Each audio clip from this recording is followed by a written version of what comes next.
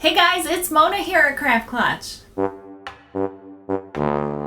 I hope you guys are doing well. I have been very busy over at my website trying to get that updated and make it easier to use and hopefully continue to be better. Hopefully you guys will go and check that out.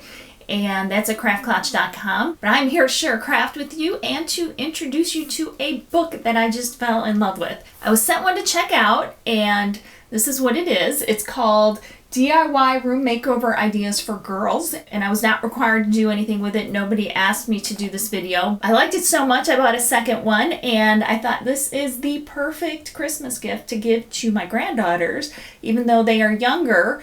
The lovely girls that wrote this are back here, and it's Wesley and Whitney. They have a bunch of great crafts in here to decorate a girl's room.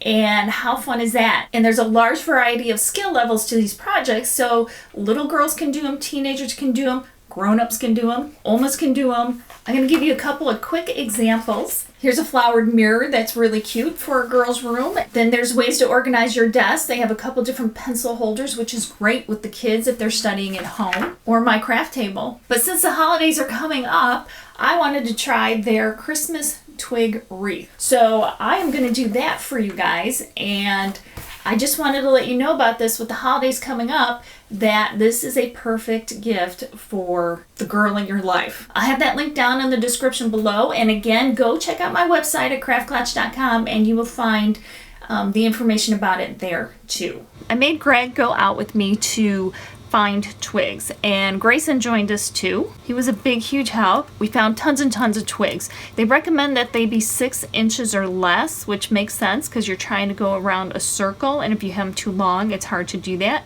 So unless they happen to have like a natural curve to them, all you have to do is like break them off to be whatever size you want them to be. The more little arms they have, the better. It's more interesting.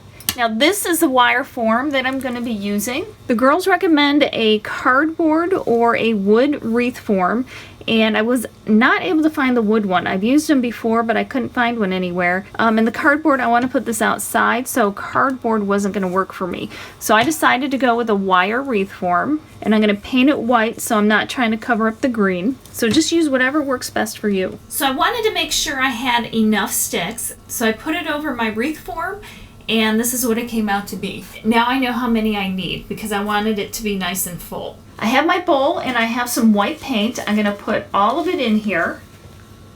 I'll add a teaspoon of water and then I will mix it all up. Now I'm gonna take my twigs and I'm gonna dip them in. And I'm wearing gloves, so it'll just make it that much easier. I probably should have gone with a wider bowl. Just like that.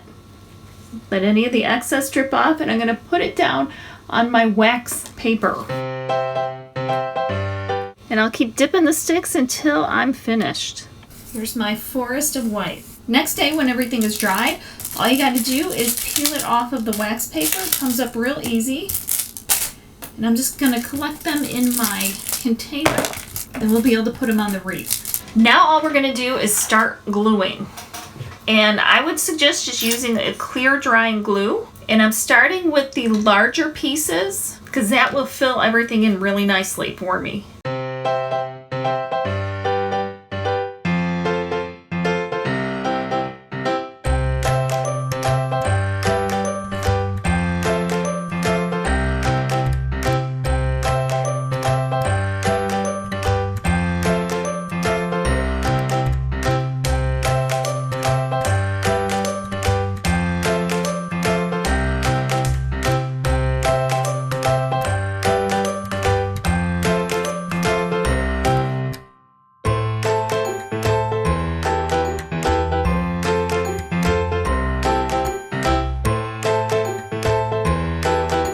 Once you get it looking the way you want it to, all you need to do is just let it dry.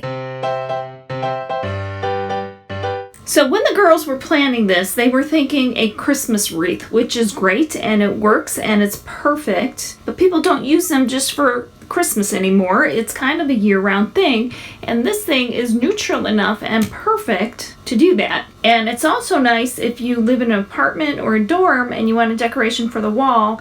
Let's say your walls are white, you just dip it a different color and it can hang on a wall. So let's go with the traditional Christmas first. You can just take a ribbon, and I don't know if you're a top of the wreath or a bottom of the wreath ribbon person. I kind of go back and forth. Right now I'm thinking I'm a top ribbon person, but you can add jingle bells and go very classic with the jingle bells. And you can do ornaments and other things on here as well. And all you have to do is do a thin wire just like this and wire the back on there, and then you can take them off when you're done. And if you wanted to change it up a little bit, you could go add a couple greens in here just like that, or you could go with a couple silvers, and you could do different size bells. So many things you can do. You can go ornaments. Just go to the craft store and they have the picks for the different holidays. And then you don't have to stay with the traditional colors either. Instead of a traditional green, you could go with a lighter green for a different look as well. And then you can change out all of the colors as well. So obviously Christmas is a no-brainer, but what about Halloween? A little change of the ribbon, and you can wire on some spiders. Now it's a Halloween wreath. And then if we want to go spring, you could go any pastel ribbon, but then you can just add some eggs for Easter. Butterflies would be cute for spring. Turning it into a bird's nest would be fun for spring. Let's go back to the black ribbon. Now we have St. Patrick's Day. It's like you can't lose with this wreath. And the white is a perfect background for all of them. So here's our Christmas wreath. I'm going to go hang that out by the front door. I like to go with untraditional greens instead of the harsh Christmas green. I like that too, but I kind of like to go with like softer greens. But here is the wreath. There's the front, there's the back. Everything's wired on there so it'll stay, and I can change it for every holiday. That's just one of the many crafts that you'll find in the book. So here it is. Remember, I will have it linked down in the description below, and you can check it out on my website, craftklatch.com. I will also have more information on how to make the wreath over there too. So thanks guys so much for being here. And remember, life's too short not to shimmer, so grab your glue gun and your glitter. Stay safe. Bye guys.